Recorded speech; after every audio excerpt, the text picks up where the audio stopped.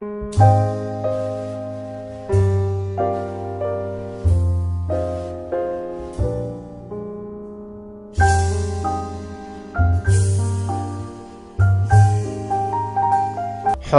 way dhimanayaan dadkuna waa ay niyad jabeen sida aad muuqaalkan ka arkaysaan xaaladuna waxa ay maraysaa meeshii ugu xumayd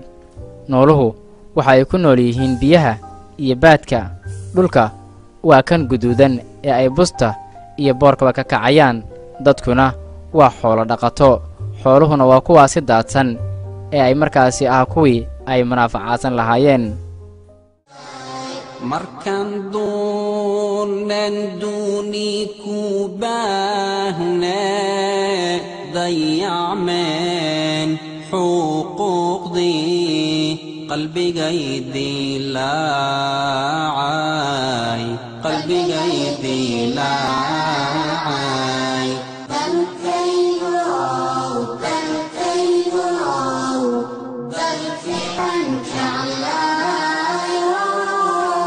السلام عليكم ورحمة الله وبركاته. والله يا هلكن waxaan ka direynaa fariintani waxaan uga hadlaynaa abaaraha ku habsaday gobolada Soomaaliya gaar ahaan gobolka Gado. Fariintani walaalayaal sida hadda soo aragteen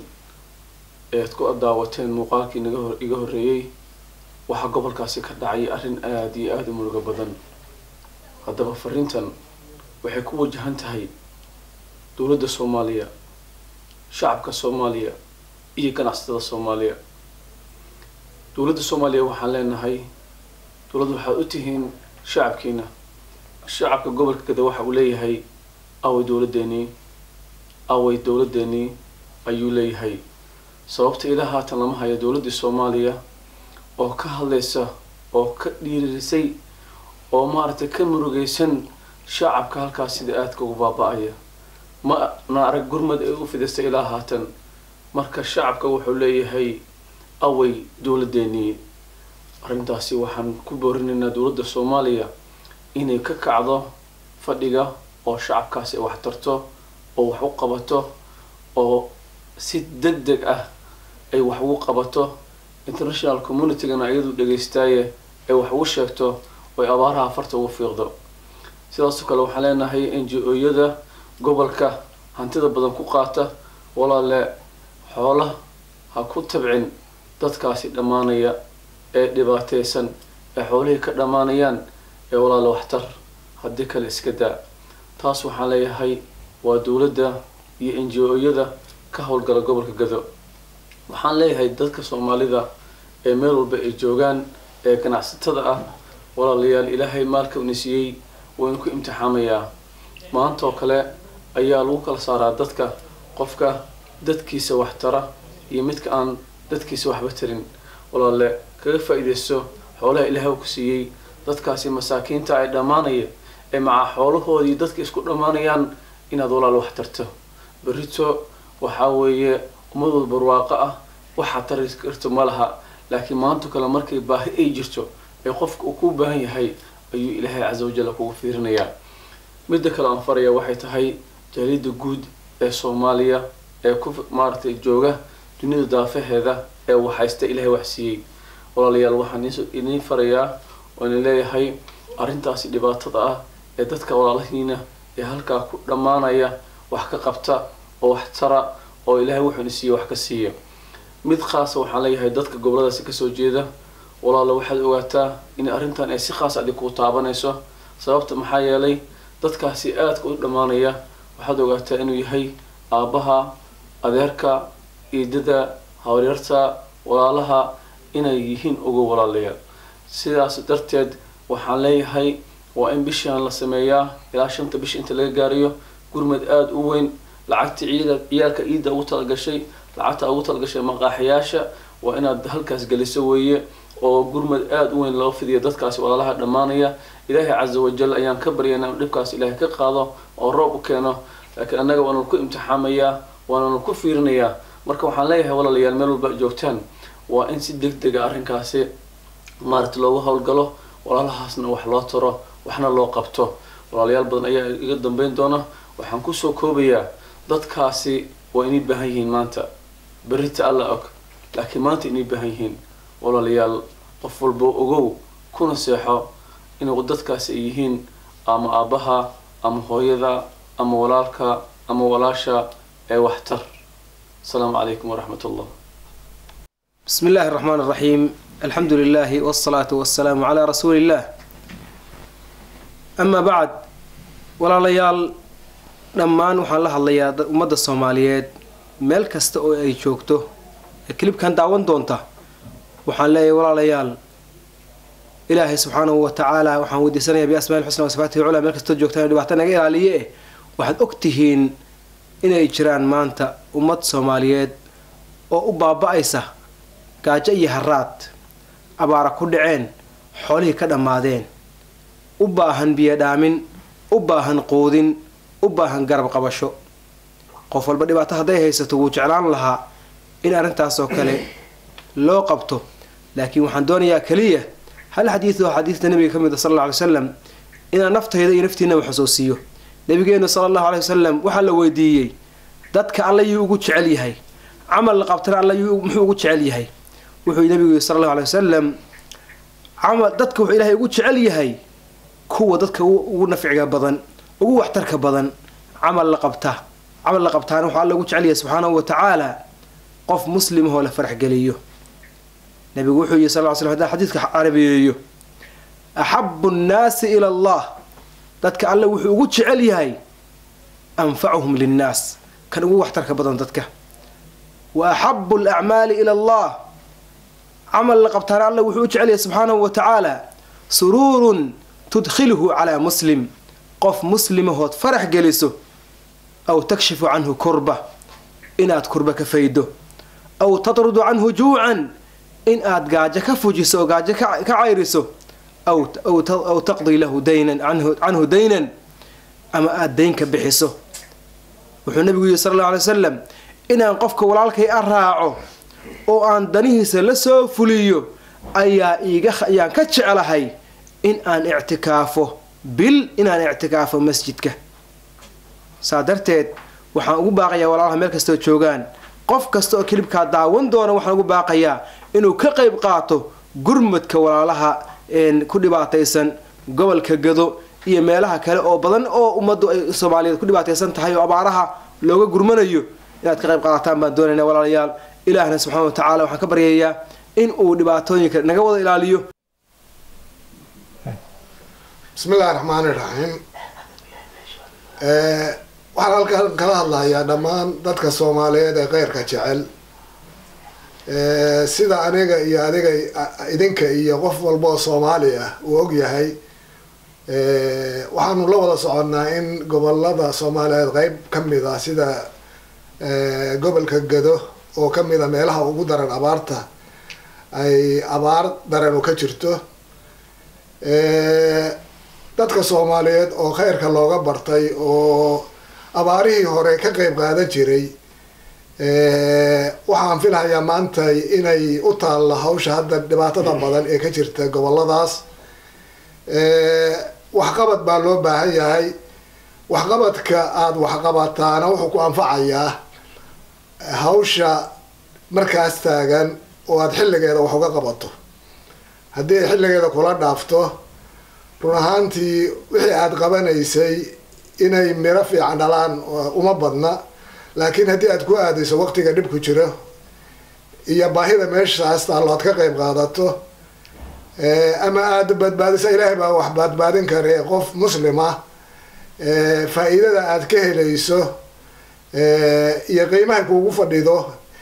in qof walba waxaa looga baahan yahay intuusan ka dhicin inuu hadda ka hortago oo maaragtay uusan ka daba tegin uu ka hortago rajada aan qabno qof walba muslima sidii horeyba looga bartay aan ka qabno waxaa weeye in dhibaatadaas hadda goboladaas ka jirta khaas ahaan gobolka Gado aad u dhibaataysan si muslimnimo si Soomaalinimo loogu gurman doono aad nooga wada qayb qaadataan kulligeena aan uga wada qayb qaadano waa mahadsantihiin. waxaan u soo jeedinayaa markaynu aragnay baahida xagga rabbaaniga ah ee ku timid abaaraha joogtada ah ee ku soo laabtay sanadkan tii ugu darneyd gobolka Gado waxaan u jeedinaynaa abiil dhammaan dadweynaha Soomaaliyeed meel allaale meel ay adduunka ka joogaan waxaan kaloo abiil ugu yeeraynaa inay ka qayb qaataan barnaamijkaas abaaraha dawladda federaalka Soomaaliyeed waxaan kaloo aanu rabnaa inaanu abiil u dirno dadweynaha u dhashay gobolka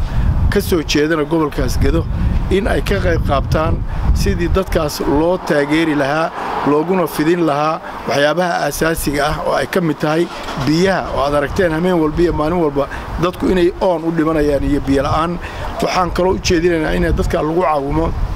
waxyaabaha la quuto oo dadku ay aad ugu baahan yihiin oo cunto aan haysanin waxaan arkaysaan haddii aad daawataan TV-yada iyo idaacadaha wad adduunka caruurta yaryarka u dhimanaysa oonka iyo gaajada dadka waayeelka u dhimanaya gaajada iyo oonka xoolihii iyaguba iskaba dhamaaday oo dhaafay dadka intaas marka la isku daro qof kasta oo bini'aadanimo ay dareemaya wuxuu dareemayaa in dadkaas gacan la siiyo waxaanu marka ugu yeeraynaa mar labaad in gacan buuxda la siiyo oo ummadda maaragtay meelaha loogu talagalay ama lagu ururinayo ay ku ururiyaan oo ay ka qayb qaataan si xamaasad iyo bini'aadanimo ay ku jirto iyagoo ilaahay ugu dhawaanayo bismillaahi raxmaani raxiim waxaa baaqu diraya ummadda Soomaaliyeed meel kastoo ay joogto sidaad wala socotaanba abaaro aad iyo aad u daran ayaa ka dhacay dalka Soomaaliya gaar ahaan gobolka Gedo iyo gobolada u dhow abaartu waa kala baxdaa mar waa abaar biyo la'aan laakiin xoolihii baad bay haystaan mar xoolihii cunto iyo baad bay haystaan laakiin biyo ma haystaan midaanu waa mid aan biyana lahayn baadna lahayn saas taraadeed dadkii waa dhintay xoolihii way baaba'een arrin khatara ayay ku sugan yihiin ummadda Soomaaliyeed ee ku nool gobolka Gedo iyo agagaarkeeda waxaan codsanayaa ummadda Soomaaliyeed ee dhageysan doonta ama arki doonta kliibkan ama arrintan uga hadlayna abaaraha inay gurmad hagar la'aan kaga qayb qaataan sababtoo ah maalinood waxaan la xiriiray ceel cadde waxa uu sheegay in wadaadu joogo khayr Allah siiyay Sheekh Cabdiraxmaan Sheekh Cabdullaahi in booyaduhu ay ku tagaan meelaha qaarkood lacag gaaraysa 400 500 iyo wixii la mid ah waxaanu qiyaasay booyada noocaasuhu inay hadii la booyada dhaamiyo ay badbaadin karto 10 reer 15 reer iyo wixii la mid ah walaalayaal dadkii xaalad adag buu ku adag yahay xaalad uu buu ku sugan yahay xaalad uu wax sugu karin buu ku sugan yahay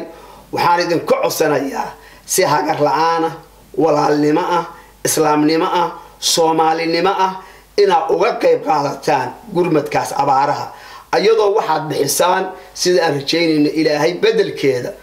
maalinta aakhirada sii doono waa waxa sii hormarsateen waana mahadsantihiin waxaan idin rajaynayaa inaad sida caadada ahaydba ad gurmad iyo qabli baa ka qaataan waa mahadsantihiin assalaamu calaykum waraxmatullaahi wabarakaatuh alxamdulillaahi rabbil caalamiin wasalaatu wassalaamu calaa ashrafil mursaliin wabacd walaalayaal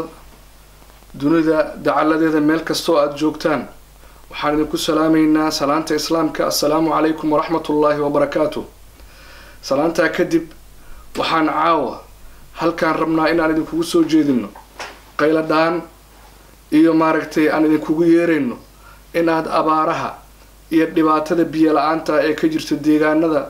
koonfurta Soomaaliya guud ahaan gaar ahaan gobolka Gedo in aad ka qayb qaadataan oo aad Ilaahay subxaanahu wa ta'ala ugu dhawaataan oo aad dadka ooman biyaha aad la gaartaan biyuhu waxa weeyaan waa xayaatada idil weeyaan waa shayga qofka noloshiisa dhan ay ku taagan tahay weeyaan wajacalna min al-maa'i kull shay'in hayya ba rabbillahi subhanahu wa ta'ala islaantaad garanaysaan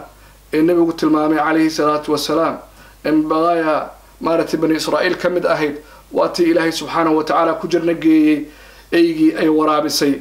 sidoo kale ninkii qofkiisa biyaha ku siiyay eyga maarati oo manaa ee yiri waxay hayay ba hayay waatad ogtiino nabigu uu yiri calayhi salaatu wasalaam Ilaahay janno ku geeyay dambigiisana waa ku dhaafay walaalayaal marka dhibaatada waa dhibaato raagtay oo 80% la leeyahay xoolihii dadku waa ay ka dhamaadeen oo waa ay baaba'een 3 xilli baa la leeyahay baan roobku uusan diin beerihii dadku waxaa weeyaan baa laleeyahay waa ay maaragtay baaba-een oo baylaheen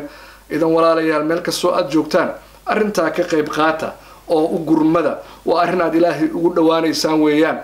arrintaa marka hala sameeya walaalayaal ilaahay subxaanahu watacaala qur-aanku meelo badan wuxuu ku tilmaamayaa boorin uu leeyahay xataa qofka aanan quudinin dadka keliya ka hadli maaya rabbi iyo bukhlige wuxuuba ka hadlayaa qofka xataa aan dadka tartarsiin oo aan maaragtay ku boorin walaa taxaaduuna calaa tacaami lmiskiin baa ilaahay ku eedeynaya gaalada oo ilaahay wuxuuba leeyahay aayad kalena oo ku tilmaamaya juz-i ka mid ah inay tahay iimaanka aakhara la rumeeyo dadka oo lagu gubaabiyo inay dadka masaakiinta ah waxtaraan oo ay quudiyaan ara-ayta aladii yukadibu biddiin fadalika aladii yadcu lyatiim walaa yaxudu calaa tacaami lmiskiin baa rabbi leeyahay subxaanahu watacaala walaalayaal marka arrintaa laga qayb qaato meel walbo aad joogtaan gurmadku meel walbuu ka socdaa baaraka allahu fiikum wasalaamu calaykum waraxmat ullahi wabarakaatu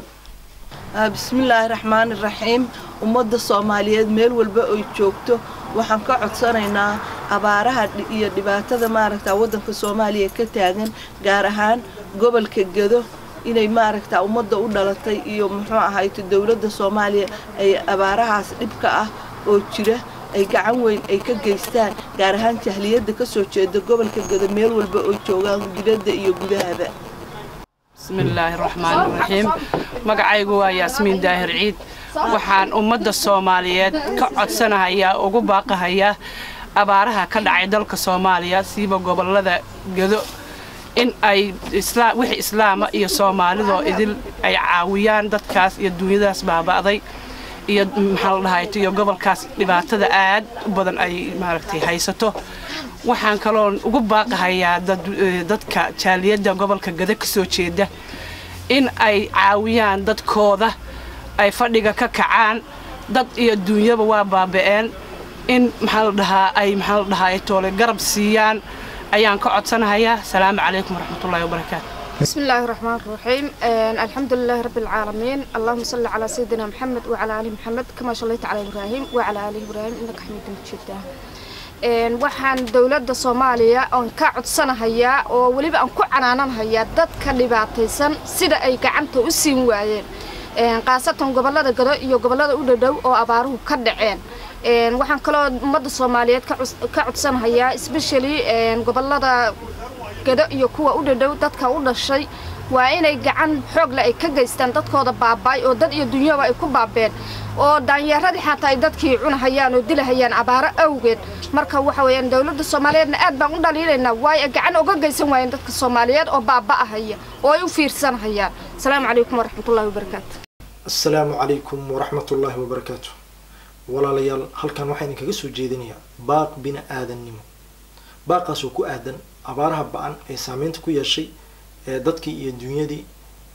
يكاد عي Soomaaliya gaar ahaan dhibka ugu badan hadda uu ka jiro gobolka Gedo walaalaheega qiimaha iyo qaayaalo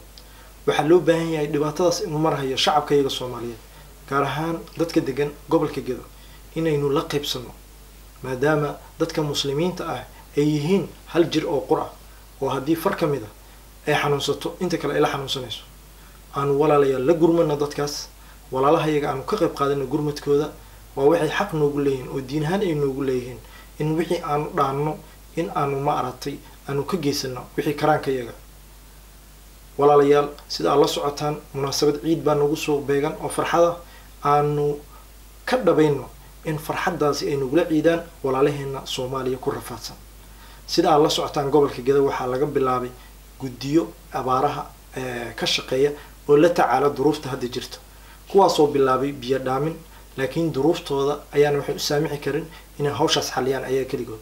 waxay inooga baahan yihiin inaan gacan ka geysano annaga sidaa daraadeed walaalayaal idinkoo mahadsan waxaan idinka rajeynayaa inaad ka qayb qaadataan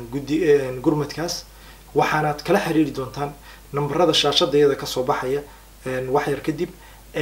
waana ama waxaad la xiriiri kartaan guddiyadaas sidoo kale waxaan jeclahay qof walba oo baaqayaga uu gaaro in uu sidiisa isu abaabulo oo uu magaaladiisa abaabulo una ka qayb qaato gurmadka walaalihiis waad mahadsantihiin wassalaamu calaykum waraxmatullaahi wabarakaatu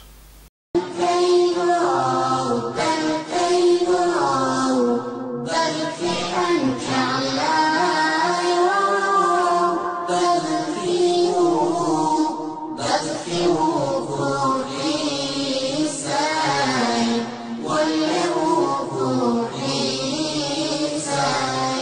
markaan doonan duuniku baahne dayacmeen xuquuqdii qalbigaydii laacay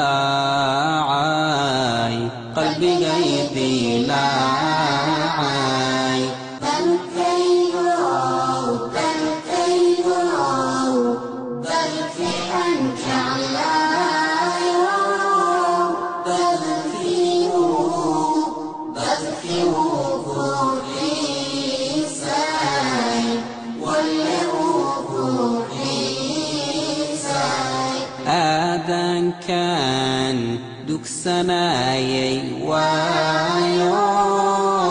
dalkayga allow dibka khayri